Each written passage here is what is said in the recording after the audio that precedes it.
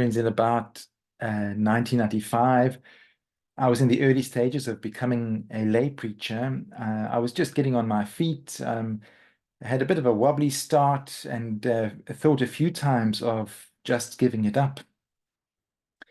On one particular Sunday, I preached a sermon on a topic that I can't remember, but somewhere in the sermon, I made some kind of illustration by making a rather derogatory remark about timeshare salesmen. I don't know how the timeshare industry is regulated or operated here in the UK and Ireland, but in South Africa, the timeshare industry had a reputation of creating contracts that were very easy to sign, but very difficult, if not impossible, to get out of. And timeshare salesmen had an ability to be quite persuasive. Now, after the service, one of the more senior members of the church came past to shake my hand at the door. And all he said to me was, "Brian, I'm a timeshare salesman."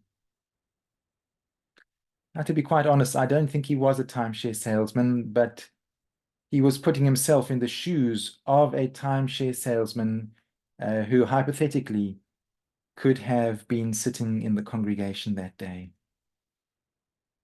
And in that moment, I suddenly realized what I had done.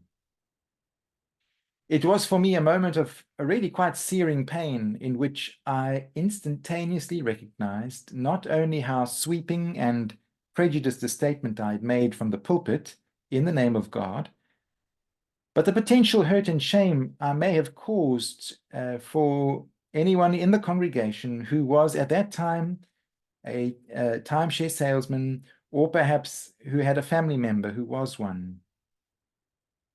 I felt ashamed that the words that had come out of my mouth had come out so glibly, without having considered what they could mean for someone who was listening. One could say that it was a moment of judgment, a very painful moment. That in fact lasted like a dreadful shadow for hours afterwards, and in fact probably for quite a number of days. But it was also a moment of enormous growth. One could say even a moment of salvation from that moment for myself and for anyone who would listen to my preaching from that moment onwards. I would from that moment, that day onwards, be far more mindful of how I spoke from the pulpit, and hopefully never again make derisive, sweeping, and prejudiced comments from the pulpit again. I hope I've never done so again. It is entirely possible that I have, because we all have blind spots, things we are not fully aware of, unless someone points them out to us. Now, today I'd like to reflect on the concept of judgment. What is judgment? What does judgment look like and feel like? In a way, this is an epilogue to the sermon series, Questioning Eternal Hell, that we have just completed. The idea of the Last Judgment is one that's deeply etched into our Western psyche. Some of the greatest artworks of Western civilization are depictions of the Last Judgment, and I think especially of the Last Judgment painted by Michelangelo between 1536 and about 1541 on the altar wall of the Sistine Chapel. Interestingly, in Michelangelo's depiction of the Last Judgment, almost all the human figures in the painting are depicted naked. And one might simply put that down to the fact that it is a Renaissance painting in which it had become more and more common to depict the naked human form. But in doing so, it appears that he was actually trying to communicate something of the deeper meaning of judgment, the sense that the process or the experience of judgment is an experience in which our ability to cover up is removed. Judgment is the experience of no longer being able to hide ourselves from the light of truth, the truth of who we are and what we have done. And one gets a sense of that in the story of Genesis. When Adam and Eve in the story disobey the divine command, they feel exposed and vulnerable, and so try and cover up their nakedness by hiding in the garden and sewing together fig leaves. Excuse me. It's a story that's true, not because it happened, but because it happens to all of us. It conveys an archetypal truth. It's surely symbolic of our human tendency to become defensive in trying to cover over our faults and our flaws. None of us enjoy being criticized or having our faults and weaknesses identified, even when we know that the criticism might be true. In fact, often it is when the criticism is true that we become the most defensive because we feel so vulnerable. We don't like to be exposed, and so we try to cover up our faults. We don't want others to see us as we really are. And more often, we don't want to see ourselves as we really are. We're afraid of the light because in it we feel exposed and vulnerable. And so we prefer to hide our flaws and faults in the dark so that we can avoid looking at them in the hope that others won't see them as well. And this brings us to our passage from John's Gospel today, in which the writer shares his perspective on what judgment is. John 3, 19 to 20 reads, "This is the verdict.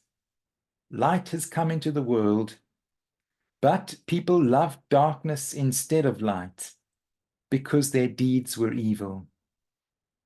Everyone who does evil hates the light and will not come into the light for fear that their deeds will be exposed." And we should note in the passage that the Greek word for evil comes from the root Greek word ponos, meaning hurtful. It speaks of our tendency to cause hurt and harm. It's not saying that we are kind of inherently evil. I wonder if this passage gives us a clue as to what the so-called final judgment is all about. Is it perhaps that the metaphor of the final judgment, whatever it means and however it will unfold, refers to that moment when the light of truth will shine upon us in such a way that we can no longer hide the truth of who we are and what we've done? It is a searing and painful moment because we don't like to see ourselves, and especially we don't like others to see us as we are. And so the metaphor of the Last Judgment is the experience, one could say, where we stand naked before God and we can no longer cover ourselves up. And it is painful. I think of someone like Vladimir Putin. No one likes to think of themselves as a bad person. And you can be almost certain that Vladimir Putin does not like to think of himself as a bad person. In his mind, he has a whole lot of stories to justify to himself and to other people and the world why he is doing what he is doing. In his propaganda, he constantly tries to show himself in the best light. What will judgment look like for Putin? It will look exactly the same as it will be for each of us. A moment or an experience of no longer being able to hide behind the stories that we tell ourselves and the truth about our actions being exposed. And it will surely be a most painful experience. But what we don't realize is that the light of truth that illuminates our darkness and exposes it is also at the very same time the light of divine love. And while it might be painful to have the truth about ourselves revealed by divine light, it is also in that moment that we can begin to experience, perhaps for the first time, or in a deeper way, the embrace of divine love. What will the judgment and accountability look like? That's a question that's difficult to answer, because really we are in the territory of things that are beyond our full comprehension. But what I would suggest is that at the very least, judgment and moral accountability, when we stand naked before God, will look something like my experience of standing at the door of that church, shaking hands. At the very least, the final judgment will be a lifting of the veil of the true nature of our crimes of commission and omission. It will be a seeing of our acts of cruelty and indifference in the full light of divine love. It will be a coming to know and to experience the full impact of our actions upon those whom we have hurt, abused, or perhaps neglected. And the seeing of ourselves and our actions unveiled completely before us will be an experience of searing and inescapable pain, for it is a dreadfully painful thing when we have nowhere left to hide, and our deeds of darkness are exposed to ourselves and others. But the good news will also be that this searing pain of having our deeds and misdeeds exposed by the light of divine love will also be our healing and for our final salvation. When one thinks of these things in terms of victims and perpetrators, when a victim perhaps wishes pain on a perpetrator, is it not that what they are really wanting is for the perpetrator to know fully and to fully know and to fully understand and in some way to experience for themselves the full extent of the pain that they have caused the victim? And generally, where perpetrators have been able to bring themselves to put themselves in the shoes of their victim, doing so with deep contrition, then a true and real reconciliation is indeed able to happen between victim and perpetrator. There are stories across the world where this has happened. Does that possibly give us a glimpse of what the final reconciliation of all things will be? On the one hand, it will be the experience of the complete healing of the pain and the wounds of the victims of this world, which will be mirrored and facilitated by the complete accountability and complete contrition and healing of the perpetrators as well, in which the perpetrators of this world will come to fully know and fully experience, in a sense from the inside, the true depth of pain inflicted upon their victims. And this process of healing of the perpetrators will not be without pain or without cost, but it will be full and it will be complete. Just as the healing of the wounds and pain of the victims will also be full and complete, aided by the fact that the perpetrators or perpetrator has fully understood and experienced in their own spirits the pain that he or she may have caused. In Ephesians 5, verse 13, we read, "But everything exposed by the light becomes visible,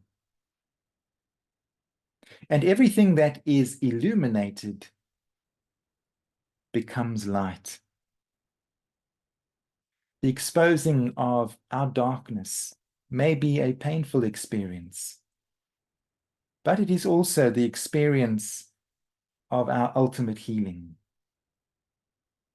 The light of divine judgment turns out to be the light of divine love and healing, because everything that is illuminated becomes light. God bless you as you continue to think and meditate on these things. Amen.